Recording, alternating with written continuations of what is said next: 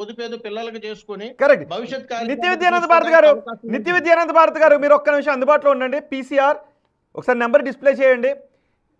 And number display చేసిన తర్వాత calls వచ్చిన తర్వాత నేను ముఖ్యంగా పబ్లిక్ని అడుగుతున్నాను, ఒక 5-10 నిమిషాలు గరికపాటి గారిని వ్యతిరేకించే వాళ్ళు ఎవరు కాల్ చేయకండి ప్లీజ్. గరికపాటి గారిని వ్యతిరేకించే వాళ్ళు ఎవరు కూడా ఆ నెంబర్కి కాల్ చేయకండి. గరికపాటి గారిని సమర్థించే వాళ్ళు ఎవరైనా ఉంటే సరిగ్గా టైం పెట్టుకోండి. 10 నిమిషాల తర్వాత మిగిలిన వాళ్ళందరికీ అవకాశం ఇస్తాను. ఈలోపు ఈశ్వరయ్య గారు, స్వామీజీ గారు కూడా ఉన్నారు, వాళ్ళతో మాట్లాడతాను. ఈ 10 నిమిషాల్లో గరికపాటిని సమర్థించే వాళ్ళు.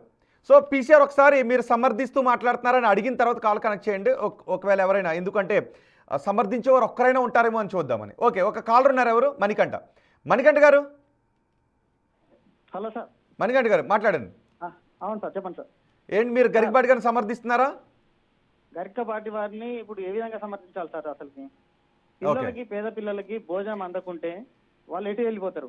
ఇప్పుడు ఈ భారతదేశంలో మా హిందువులకే చెప్తున్నాడు ఆయన, మా హిందువులకే చెప్తున్నాడు. హిందువులకే మొత్తం పేదవాళ్ళందరికీ, పేదవాళ్ళు అన్ని కులాల్లోనూ ఉన్నారు, అన్ని మతాల్లోనూ ఉన్నారు. సో పేదవాడికి అక్కడ పౌష్టికాహారం అందిస్తుంటే దాన్ని క్వశ్చన్ చేశాడు ఆయన.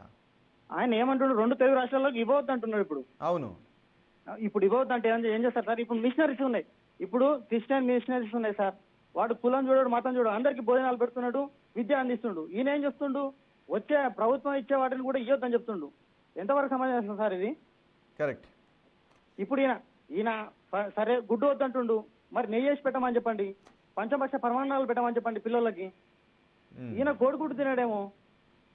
పిల్లలకు పౌష్టికాహారం అవసరం లేదా సార్? పిల్లలకి ఏముంటది? కరెక్ట్. సో గరికపాటి తన వ్యాఖ్యలు వెనక్కి తీసుకోవాలని మీరు అంటారు, రైట్? తీసుకోవాలి ఆయన. Okay, thank you very much Manikanta గారు. సో అందరూ ఇప్పటివరకు చేసిన వాళ్ళందరూ గరికపాటిని వ్యతిరేకిస్తున్న వాళ్ళే. మొత్తం ఎవరు చేసినా, ఎవరు మెసేజ్ పెట్టినా, ఒక్కరైనా గరికపాటిని సమర్థించే వాళ్ళు ఎవరైనా కాల్ చేస్తారేమో చేయండి. ఒకసారి విద్యానంద భారతి గారు అండ్ ఈశ్వరయ్య గారు మీరు అందుబాటులోనే ఉండండి. నేను ఒకసారి గరికపాటికి కాల్ చేస్తాను లైవ్లో. గరికపాటి గారు, ప్రభుత్వాలకు అలా చెప్పే దమ్ముందా అన్నారు కదా, నిజంగా మీరు అన్న మాటల మీద మీరు నిలబడి ఉంటే, నిజంగా మీరు ఒక్క క్వశ్చన్కి చెప్పగలిగే ఆన్సర్ మీ దగ్గర ఉంటే, నేను అడిగి ఒక్క క్వశ్చన్కి ఆన్సర్ చేయండి, నేను మీకు కాల్ చేస్తున్నాను. నేను గరికపాటి గారికి కాల్ చేస్తున్నాను. మీరు కాల్ చేస్తున్న నంబర్ స్విచ్డ్ ఆఫ్ గా ఉంది, దయచేసి తర్వాత ప్రయత్నించండి. గరికపాటి గారి నెంబర్ స్విచ్ ఆఫ్లో ఉంది. Okay, yes.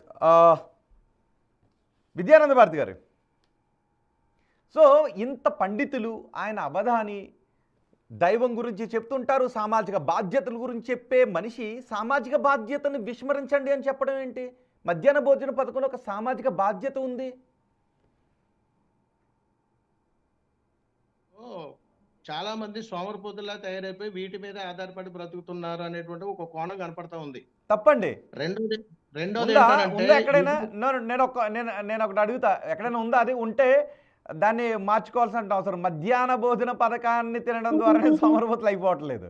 మధ్యాహ్న భోజన నిజంగా ధనవంతుడు ఎవడో పంపించట్లేదు. ఇంకొకటి, పేదవాడే పంపిస్తున్నాడు అక్కడికి.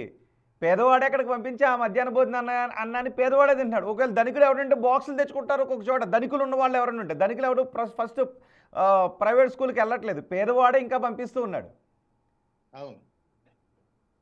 అవునండి. సో సోమరిపోతులు కావట్లేదు. ఇప్పుడు ఈ పథకాలు ఎవరిని సోమరిపోతులు చేయవండి. ఎందుకు సోమరిపోతులు చేస్తాయండి? భవిష్యత్ కావాలనుకున్నవాడు, ఆర్థిక స్తోమత లేనటువంటి వాడు, సరైనటువంటి ఆహారం వాడు, ప్రభుత్వాలు ఇచ్చేటువంటి అవకాశాలను ప్రతి ఒక్కరు సద్వినియోగం చేసుకుంటున్నారు. అలా అనుకుంటే ఈ రోజున ఆయన చెప్పిన విధానంలో కానీ కాస్త అనుకూలంగా మనం మాట్లాడితే, ప్రభుత్వ పథకాల్లో రేషన్ కార్డుల్లో చూడండి చాలా అవకతవకలు జరుగుతూ ఉంటాయి.